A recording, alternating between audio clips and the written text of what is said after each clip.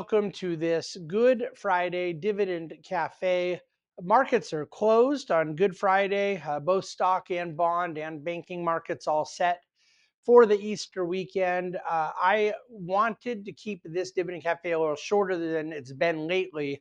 I think it is shorter than it's been lately, but it still ended up being a little longer than I intended. But that's just because there's a lot going on out there. And rather than have a kind of single Dividend Cafe going exhaustively through one topic, I'm going to jump around a little bit to cover some of the different aspects of where I think we stand right now. And it's not that it's disconnected from tariffs. All of these things are essentially tariff oriented or tariff adjacent, but where the bond market stands as a result of things, the update of where things are with China, the U.S. dollar. I just want to kind of cover all these different things because there's a lot of talk, there's a lot of chatter in the media, and investors understandably have questions, and I want to address some of those things, give the right perspective as we kind of come through another volatile week in markets to get a feel for where we stand. First and foremost, I want to address this issue. I talked about it a little bit last Monday, and I think we got much more validation as to where I'm coming from on the issue related to the US bond market. A week ago, the big buzz was around this idea that the foreign countries, particularly China, were likely weaponizing their holdings of the bond market to um, affect their own kind of policy retaliation. And the theory was they own so much of our debt that they're using it to drive up interest rates and create all kinds of problems.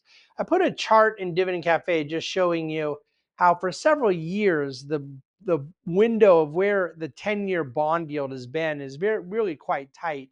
It's been a couple times it got up near 5%.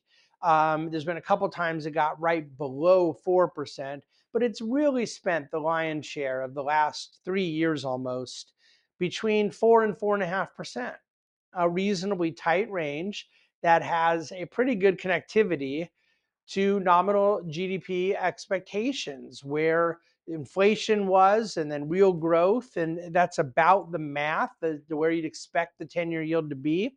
And it can fluctuate 20 basis points here, 50 basis points there.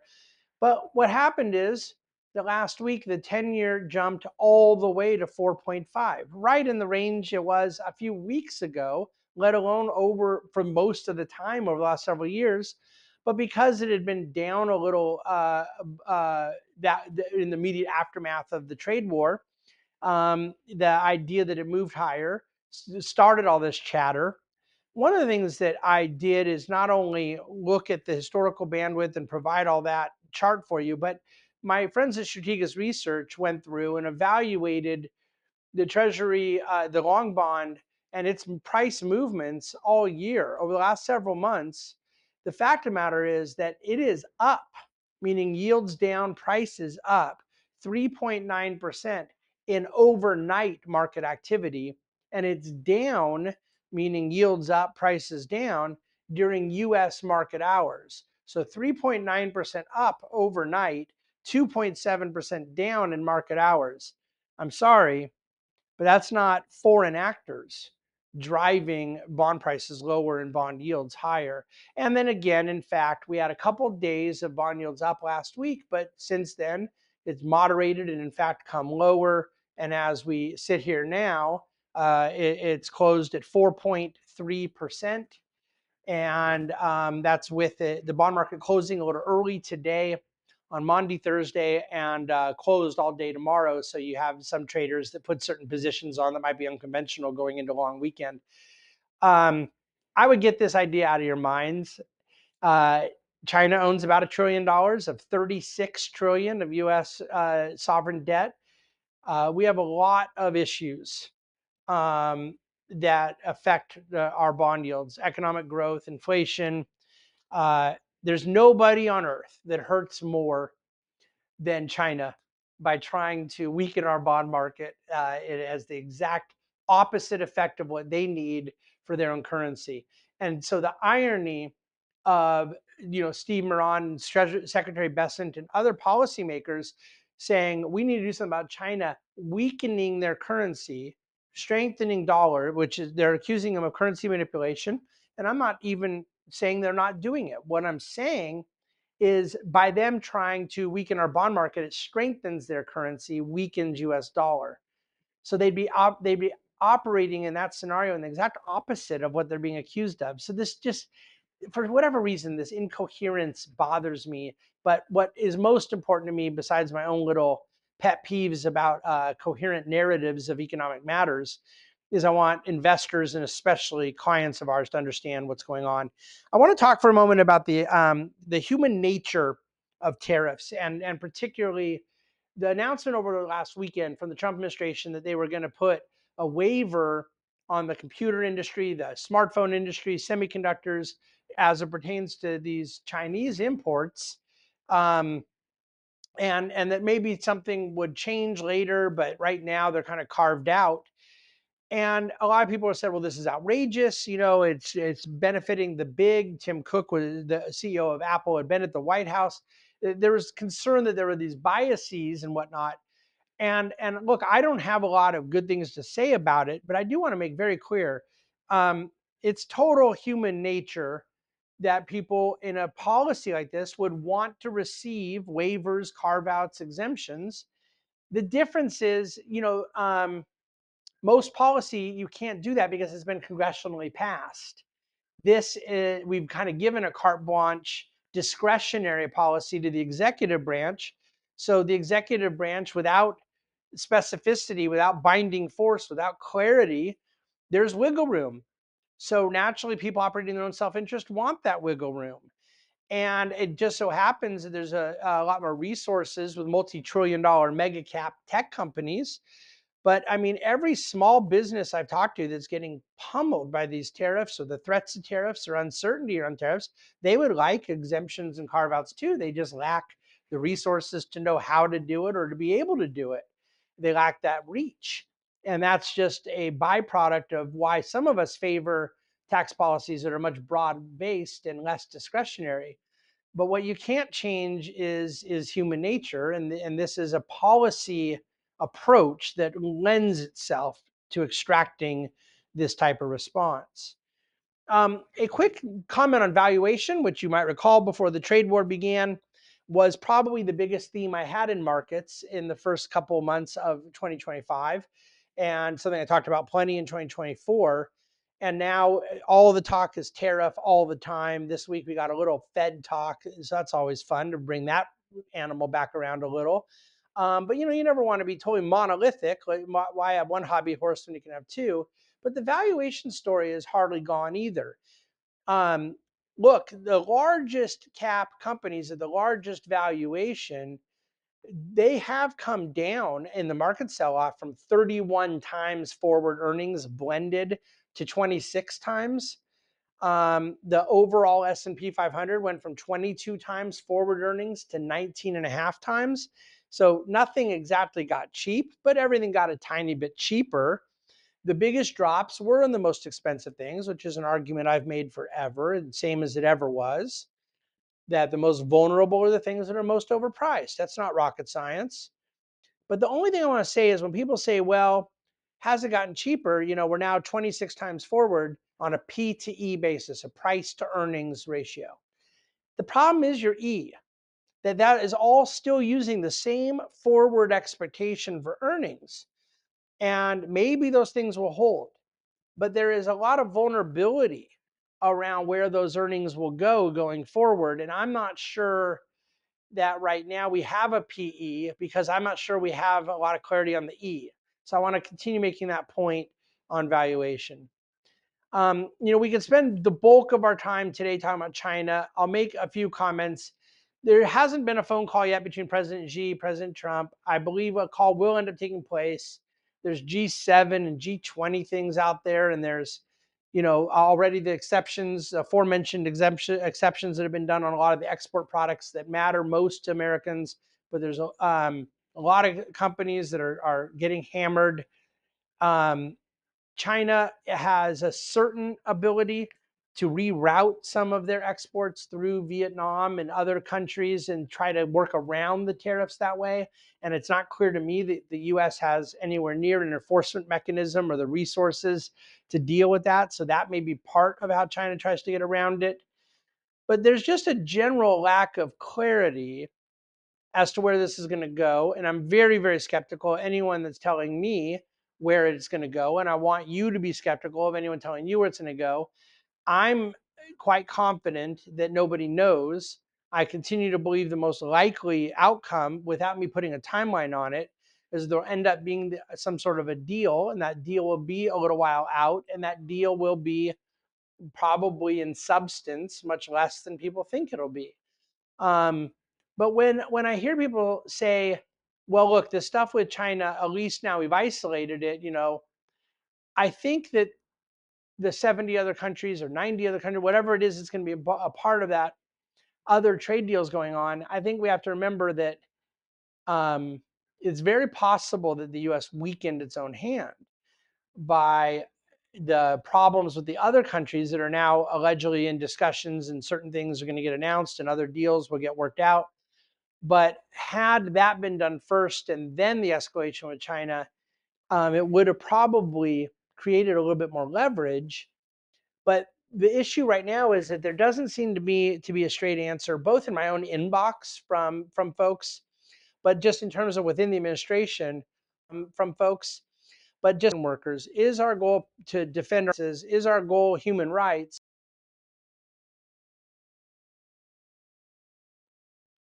I still don't really understand why a tariff would be an acceptable way to deal with human rights. Like if we get paid, then violations of human rights become okay.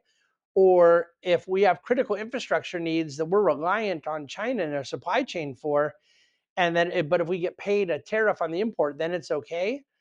My view would be of having a quick and accelerated and aggressive policy to take control of our own national security pertinent supply chain, and not along the way putting chocolate from Switzerland or coffee from South America or t-shirts from Vietnam or widgets from China in the same bucket as national security. And so I still think that we can't really speculate where things are going to go with China because it's not real clear what the actual policy objective is. My pragmatic view, meaning speaking for what I think the pragmatic objective of the administration is to get to point of a deal. But all this discussion on who has more leverage, I really suspect it's asking the wrong question. Both countries desperately need this to end. Um, China, we are something in the range of 13 or 14% of China's exports. That's a big number. And especially when you put a dollar on it, around $500 billion, that's a lot. It's not existential. Most companies could survive with 86% of their business. You don't want to, but it's not something China wants to happen. And certainly the US does not want to go without $500 billion of these goods, or does not want the cost increases that would come about from getting them from other places, or having to go stand up new facilities, many of which just simply can't be stood up for a long, long time. So both countries are in a position of this hurting. But I don't think the question is who needs who more, as who has a higher pain tolerance. And I don't really think most Americans want to hear the answer to that. I do not think the answer is America having a higher pain tolerance than China on this. So we'll see. China is a very vulnerable position. They're in a deflationary economic position. You'll see in my chart of the week at dividendcafe.com that the property sector continues to be collapsing, and that's offsetting a lot of what's happening with exports, imports, other categories in their economy, their retail sales, their overall infrastructure. All those things are positively growing, but it's being offset by the deflationary implosion of the property sector and asset bubble bursting. No one's in a great position with all this. But as far as where I think it's going to go, I have no idea. And I think that a currency deal, along with various trade protections, is still probably the administration's objective. I don't see it being able to happen very quickly. Okay, what else do we want to talk about today? I think when you look at the uncertainty of where things stand with these other countries we're negotiating with, the upside possibility, you get some good announcements. The upside possibility, you get some announcements that sound good, but maybe aren't as good. The upside possibility of a currency arrangement that puts some curbs in place around currency manipulation from foreign countries. The downside risk of re-poking the bear on the trade war with 70 other countries. The upside and downside risk on a lot of these economic matters. Could we tip in recession? Downside, could we avoid recession? Upside. I don't know answers to any of those questions. And I'm studying all of it. I'm looking for hints. I'm looking for projections. I'm doing analysis. But there's nothing that is readily available to be able to predict how those various components, all of which are somewhat important in the next 6 weeks, 6 months, are known. What I do know is that one of the lowest hanging fruits available to impact economic growth positively on the policy front would be the passage of the administration's tax objectives. And I mean more than that, than just avoiding a $400 billion tax increase. Keep in mind, if you avoid it, you've done nothing stimulative. You're still in exact status quo. These are $400 billion annually of taxes that are not being paid right now, but are set to kick up going into next year. If you just simply extend the Trump tax cuts, which has to get done, otherwise you have significant economic contraction. If nothing gets done but that, I have no reason to believe at all markets respond positively, because I think that's been baked in for quite some time, at least since the election results were known. In order of priority, I'd suggest that the administration would like to supplement the extension of the Trump tax cut, the 2017 Trump tax cuts, with no tax on tips, with a lifting of the SALT deduction cap, with incentives for domestic production, which was not necessarily a big campaign speech, but I do believe is a high priority for the Treasury Department.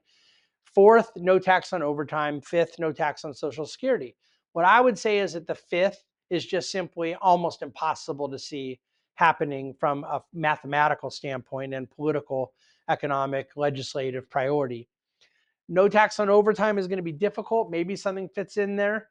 But I think the incentive for domestic production, and then some higher SALT cap, and then no tax on tips just because of the political necessity, those are more realistic things. I believe bonus depreciation will come back, 100% expensing on capital equipment. I think that will work its way in the final bill. And I think it'll be an underappreciated part. But this all assumes we get a final bill. Just continuing to move through the sausage making of this legislation and budget reconciliation process. At this point, it goes to committees, then it goes to budget committee, then it goes to final House, final Senate, and that might have to be conferenced there for ultimate reconciliation. But then if it gets passed, it goes to the president's desk. All of this could happen by Memorial Day. All of it could fall apart by Memorial Day. All of it could still be on track to happen, but not done by Memorial Day. It may take more time and push it into summer. This part I know, that for all the economic damage I believe is currently being done, there is economic upside on getting this through, and this is moving along. It is not a fait accompli, but I can't emphasize enough that with all the uncertainty being fostered on the tariff side, if you do get some of these other things done, there is now, and again, they want to try to use tariff revenue to help fund some of it. I don't know how that's going to work. CBO can't score it. The president suspended a bunch of the dividends, and then they say, well, we have 600 billion coming in from tariffs, but then most of those are waived. And also, they weren't passed by Congress, so they can go away at any time. So I don't know if it's going to give Congress ability to try to pencil it in or not, but it can't get scored with the CBO. So I just think that there's a lot of work to be done there, but there is still a chance that this gets done by Memorial Day, and that becomes a big boost, and I need to keep that out front and center. So that's where we are right now. I encourage people to look at dividendcafe.com for a little understanding of where our charts are this week, just seeing the things we want to highlight, and also just a deeper understanding of the dollar. Um, The DXY is basically the US dollar versus a basket of trade weighted currencies. It's down about 3% in the last few weeks. It was up a little bit this week. When people talk about the dollar crashing with all this, it's up 10% from where it was for most of the last decade. It's up much more than that from where it was for the whole decade before that. So you just get an incredible amount of melodrama around the dollar that's factually inaccurate. This is a big story to me. The notion of the dollar losing reserve status, it continues to require someone to tell you who is going to take it, and there's no answer to that question. Do I think there's certain sectors are going to benefit from a relative dollar weakness? There is. It's not a secret. It's those that export. So multinationals, but trying to guess where the dollar is headed, and you're talking about very marginal movements up or down, that is not something I recommend trying to incorporate into your investment thesis right now. So I want to leave Dividend Cafe with that, and let you go enjoy your Easter weekend. Happy Good Friday. Reach out with any questions at any time, questions@thebahnsen.com. I've enjoyed most of the correspondence I've gotten, and I welcome all of it, even if you're in disagreement with me. Doesn't hurt my feelings even a little bit. I appreciate the interactions, and I am here to do my very best with our Dividend Cafe format to provide useful information. And we are extremely engaged on behalf of our clients right now, the way that we ought to be. And with that, we're going to go into Easter weekend. I will be in Dallas first part of next week, and then Orange County at the end of the week, and look forward to lots and lots of meetings next week. Thank you for listening. Thank you for watching. Thank you for reading the Dividend Cafe. Happy Easter.